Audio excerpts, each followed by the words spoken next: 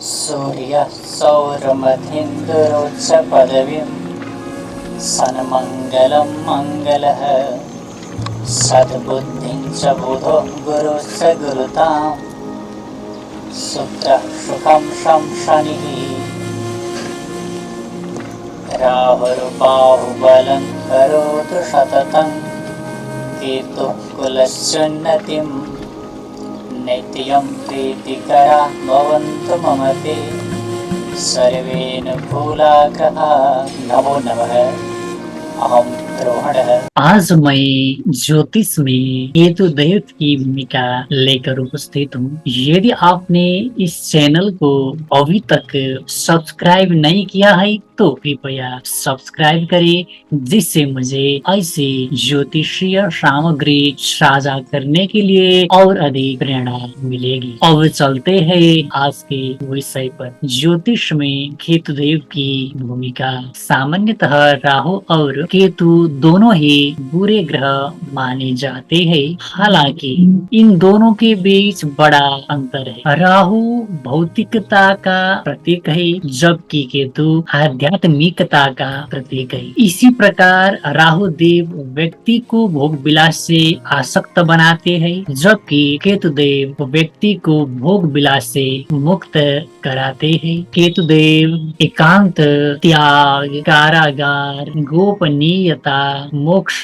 विकर्षण, वितृष्णा के प्रतिनिधि है। केतु देव को एक वैरागी योगी के रूप में लिया जा सकता है। जन्म कुंडली के पहले घर में केतु देव वाला व्यक्ति शारीरिक रूप से कमजोर लेकिन आध्यात्मिक रूप से मजबूत हो सकता है। इसी प्रकार व्यक्ति निजता का अधिकारी भी बन सकता है। ऐसे व्यक्ति को हमेशा किसी न किसी प्रकार की स्वास्थ्य संबंधी परेशानी बनी रहती है। यदि केतु दूसरे भाव में हो तो इस बात की प्रबल संभावना रहती है कि व्यक्ति परिवार से विकर्षित एवं बहिष्कृत हो जाएगा। इसी प्रकार जातक को धन संपत्ति से भी मुक्ति मिल सकती है। व्यक्ति की बाड़ी में भी किसी न किसी प्रकार की समस्या हो सकती है। यदि केतु देव तीसरे भाव में हो तो अनुज, अनुजा और मित्रों से छुटकारा मिलने की प्रबल संभावना रहती है। इसी प्रकार ऐसी स्थिति में भी व्यक्ति संसार से मुक्त रह सकता है। यदि केतु देव चतुर्थ भाव में हो तो संभावना है कि जातक उसकी माता, घर, भवन, संपत्ति, सभी प्रकार की भौतिक सुख सुविधाओं और मातृभूमि को त्याग दिया जाएगा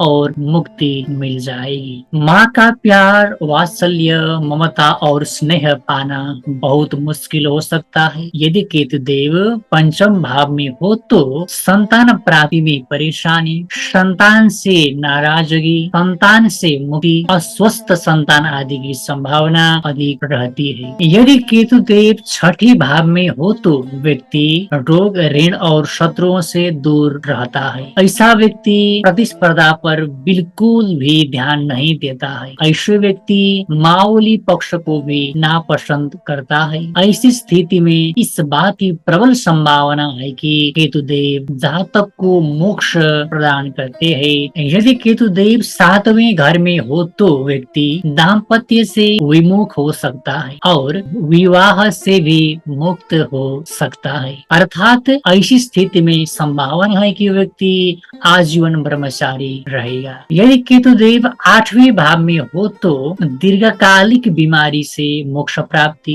दीर्घकालिक बीमारी से आध्यात्मिक प्रगति, दुर्घटना से आत्मज्ञान आदि मिल सकता है। नवम भाव में केतु देव आमतौर पर अच्छे परिणाम देते हैं। केतु आध्यात्मिक उन्नति में बड़ी सफलता दिला सकता है, लेकिन सांसारिक संबंधों में हमेशा विकर्षित करता है। इसी प्रकार गुरु और पिता से तिरस्कार मिलने की संभावना रहती है और भाग्य भौतिक रूप से साथ नहीं दे पाता, लेकिन आध्यात्मिक ज्ञान लगातार बढ़ता रहता है। यदि केतु देव 10वें भाव में हो तो व्यक्ति सामाजिक प्रतिष्ठा से विमुख हो सकता है तथा स्थायी कार्य से भी विमुख होता है। इसी प्रकार 11वें भाव में केतु देव वाला व्यक्ति धनार्जन पर बिल्कुल भी ध्यान नहीं देता है। उसी तरह व्यक्ति को बड़ों और सामाजिक नेटवर्क से भी विमुख किया जा सकता है। यदि केतु देव 12वें भाव में हो तो सामान्यतः मोक्ष